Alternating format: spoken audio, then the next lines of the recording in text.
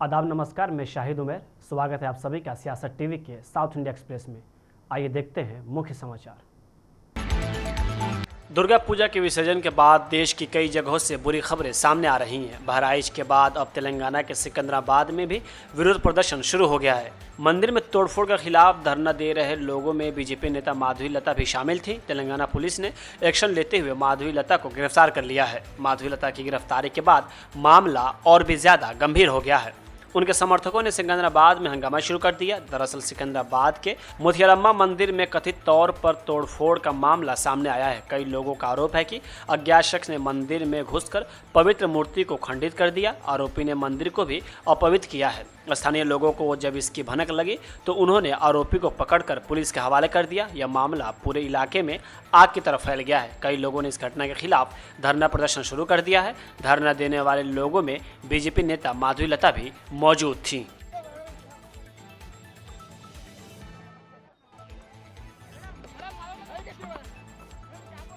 अरे भैया, हमको जेल लेके जा रहे हैं माता रानी का मूर्ति तोड़ने का धरना करने के लिए। हम इसी के लिए भी तैयार है। जय बोलो भारत माता।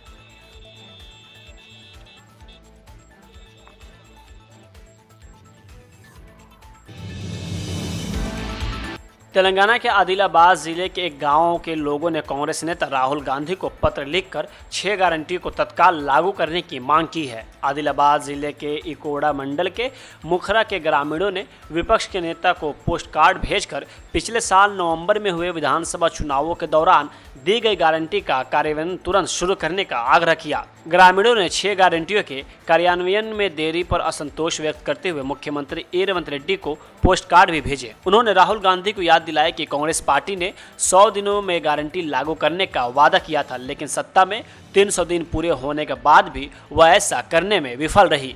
ग्रामीणों ने कहा कि अगर कांग्रेस पार्टी अपनी प्रतिबद्धताओं को पूरा करने में विफल रही तो वे नई दिल्ली में विरोध प्रदर्शन करेंगे। बीआरएस के कार्यकारी अध्यक्ष केटी रामाराव ने एक्स पर ग्रामीणों द्वारा भेजे गए पोस्ट कार्ड को हाथों में पोस्ट कार्ड पकड़े हुए ग्रामीणों की तस्वीरों के साथ पोस्ट किया है। बीजेपी के विधायक टी राजा सिंह को आज उस समय नजरबंद कर दिया गया जब उन्होंने सिकंदराबाद में मथुलम्मा मंदिर जाने की योजना बनाई थी। पुलिसकर्मियों की एक टीम गोशाम महल विधायक के घर पहुंची और उन्हें सूचित किया गया कि उन्हें सिकंदराबाद जाने से रोकने के लिए घर में नजरबंद किया जा रहा है। बाद में अपने घर पर दिए एक बयान में राजा सिंह ने मांग की है कि पुलिस घटना की गहन जांच करे और सभी जिम्मेदार लोगों को गिरफ्तार करे। उन्होंने उस व्यक्ति के मकसद पर सवाल उठाया जिसने आकर देवी की मूर्ति को नुकसान पहुंचाया। हर घटना के बाद पुलिस कहती है कि वह आदमी मानसिक रूप से परेशान था। मानसिक रूप से परेशान लोग केवल मंदिर ही कैसे देखते हैं, कोई दरगाह क्यों नहीं। इसी के साथ उन्होंने आगे कहा कि राज्य में हिंदुओं की भावनाओं को ठेस पहुंचाने की अक्सर कोशिश की जाती है और पुलिस को इस साजिश का पर्दाफाश करना चाहिए। आपको बता दें कि सुबह 3 बजे मंदिर का दरवाज़ा तोड़कर अंदर घुसे एक व्यक्ति ने मंदिर में मूर्ति को खंडित कर दिया था। भारी शोर से सतर्क हुए स्थानीय लोगों ने घुसपैठियों को पकड़ लिया और उसकी पिटाई कर दी। स्थानीय लोगों ने इसकी सूचना पुलिस को दी। पुलिस ने मौके पर पहुंचकर उसे हिरासत में ले लिया। शख्स को इलाज के लिए अस्पताल में ले जाया गया। सुबह से ही दक्षिणपंथी नेता और स्थानीय लोग कड़ी कार्रवाई और गहन जाँच की मांग को लेकर विरोध प्रदर्शन कर रहे हैं। आईएमडी ने अपने न्यूनतम पूर्वानुमान में कहा है कि अक्टूबर और नवंबर के बीच ला नीना की स्थिति विकसित होने के कारण सर्दियों में तेलंगाना में तापमान में तेजी से गिरावट आएगी। मध्य और पूर्वी प्रशांत क्षेत्र में सामान्य से अधिक ठंडे समुद्री तापमान की विशेषता वाली बार बार होने वाली ला नीना घटना के कारण अक्सर तेलंगाना सहित भारत के कुछ हिस्सों में सर्दियां अधिक ठंडी हो जाती हैं। इस वर्ष का पूर्वानुमान आगे एक और चुनौतीपूर्ण सर्दी का संकेत देता है। आईएमडी ने चेतावनी दी है कि ला नीना का प्रभाव कम तापमान से आगे बढ़ सकता है, जिससे सुबह के समय कोहरा छाने की संभावना अधिक हो सकती है, जिससे दृश्यता बाधित हो सकती है। ऐतिहासिक रूप से हैदराबाद की सर्दियां अपेक्षाकृत हल्की रही हैं, लेकिन ला नीना ने कभी कभी मौसमी मानदंड को बदल दिया है, जिससे असामान्य रूप से ठंड पड़ रही है। कर्नाटक में कथित मुडा घोटाले को लेकर राजनीतिक हलचल जोरों पर है। इसी बीच बीजेपी ने कांग्रेस अध्यक्ष मल्लिकार्जुन खड़गे के बेटे राहुल खड़गे के स्वामित्व वाले सिद्धार्थ विहार ट्रस्ट को आवंटित जमीन में हेरफेर का आरोप लगाया था। खबर सामने आई है कि खड़गे परिवार के स्वामित्व वाले सिद्धार्थ विहार ट्रस्ट ने विवादित स्थल वापस करने का फैसला किया है। दरअसल हाल ही में बीजेपी नेता रविशंकर प्रसाद ने आरोप लगाया था कि कर्नाटक की कांग्रेस सरकार ने खड़गे के परिवार द्वारा संचालित सिद्धार्थ विहार ट्रस्ट को संदिग्ध परिस्थितियों में 5 एकड़ जमीन आवंटित की है। वहीं उठाए गए सवालों पर कांग्रेस अध्यक्ष से पारदर्शी और ईमानदार जवाब मांगा गया है।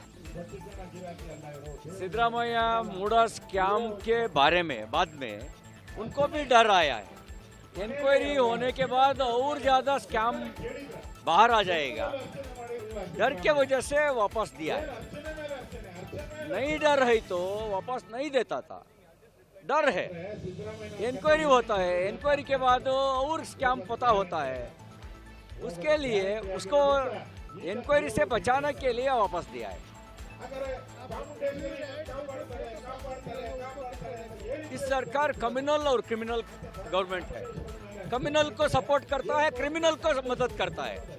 कांग्रेस है क्रिमिनल को मदद करने के लिए, कम्युनल को सपोर्ट करने के लिए। उसको वोट बैंक के वजह से आज सपोर्ट कर रहा है। जिन्ना के जैसे कांग्रेस है। कर्नाटक के अगले मुख्यमंत्री को लेकर चल रही बहस के बीच चिक्कोगोड्डी से कांग्रेस सांसद प्रियंका जरकीहोली ने रविवार को कहा कि उनके पिता लोक निर्माण विभाग मंत्री सतीश जरकीहोली 2028 के बाद सीएम पद के लिए दावा पेश करेंगे।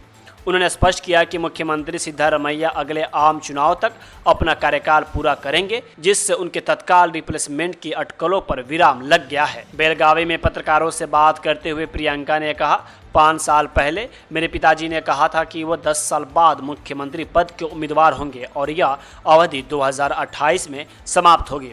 उनके पास सरकार का नेतृत्व करने की क्षमता है और वे इसके हकदार भी हैं। प्रियंका ने आगे कहा कि मैंने अपने पिताजी से कहा है कि वह मुख्यमंत्री सिद्धारमैया के लिए परेशानी न खड़ी करे। वह पहले से ही चुनौतियों का सामना कर रहे हैं। मैंने उनसे इस महत्वपूर्ण समय में उनके साथ खड़े रहने का आग्रह किया है। उन्होंने अपने पिता को लेकर कहा कि बेलगावी के यमकनामडारी निर्वाचन क्षेत्र से 4 बार विधायक और विधान परिषद के पूर्व सदस्य सतीश जारकीहोली सिद्धारमैया के कट्टर समर्थक रहे हैं।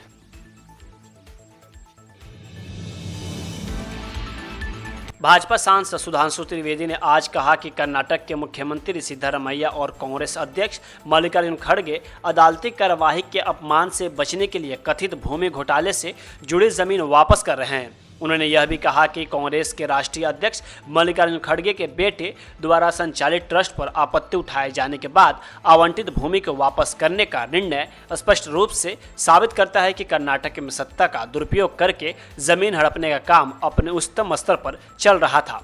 अर्जुन खड़गे जी ने गंभीर रूप से उनके ट्रस्ट और उनके परिवार के द्वारा संचालित ट्रस्ट पर आक्षेप लगने के बाद आवंटित भूमि को लौटाने का जो निर्णय लिया है, ये इससे पूर्व कर्नाटक के मुख्यमंत्री श्री सिद्धारमैया जी ने यही किया था। ये स्पष्ट रूप से यह प्रमाणित करता है और यह एक प्रकार से स्वीकारोक्ति है कि सत्ता का दुरुपयोग करके भूमि को हड़पने का कार्य कर्नाटक में कांग्रेस में सर्वोच्च स्तर पर हो रहा था। इतना ही नहीं है, मुख्यमंत्री पहले इसमें संलिप्त रह चुके हैं। 2015 में उप मुख्यमंत्री डीके शिवकुमार जी की ऊपर लैंड ग्रैब का केस लग चुका है, जो कि बंगलौर डेवलपमेंट अथॉरिटी के द्वारा 1986 में आवंटित भूमि के समय से चल रहा था। उसके आधार पर था मूडा स्कैम, जो मैसूर अर्बन डेवलपमेंट अथॉरिटी का स्कैम, जिसमें चीफ मिनिस्टर साहब उनके इन्वॉल्व थे। फिर Karnataka industrial ADB land grab, जिसमें कि खड़गे जी की फैमिली के लोग इन्वॉल्व थे। और इतना ही नहीं है, इससे पूर्व कांग्रेस के मुख्यमंत्री रहे कमलनाथ जी का नाम आ चुका है। तो राजस्थान में मुख्यमंत्री रहे अशोक गहलोत जी का नाम बीकानेर के लैंड स्कैम में आ चुका है। तो भूपेश बघेल जी के पास आ चुका है। अर्थात मुख्यमंत्री हो, उप मुख्यमंत्री हो अथवा राष्ट्रीय अध्यक्ष हो। और फिर इतना ही नहीं, आप सबको याद होगा वो नेशनल हेराल्ड केस, जिसमें सोनिया गांधी जी और राहुल गांधी जी के ऊपर आक्षेप है। और यह भी याद करिएगा कि वो केस हमारे जमाने में नहीं शुरू हुआ, अक्टूबर 2013 में दिल्ली हाई कोर्ट के निर्देश पर वो केस दर्ज किया गया था। इससे बहुत साफ हो जाता है कि कांग्रेस में सारा शीर्ष नेतृत्व, किसी भी राज्य का मुख्यमंत्री हो, कोई भी उप मुख्यमंत्री हो, उनके पूर्व राष्ट्रीय अध्यक्ष हों, वर्तमान राष्ट्रीय अध्यक्ष हों और चिरयुवा नेता हों या बुजुर्ग नेता हों, सब एक दृष्टि में समान हैं कि गरीब की भूमि कैसे हड़पनी है। सब भ्रष्टाचार में, भूमि हड़पने के आंदोलन में बहुत समान रूप से संलिप्त हैं। साउथ इंडिया एक्सप्रेस यही होता है समाप्त। मुझे दे अब इजाजत। बाकी खबरों के लिए बने रहें सियासत टीवी के साथ।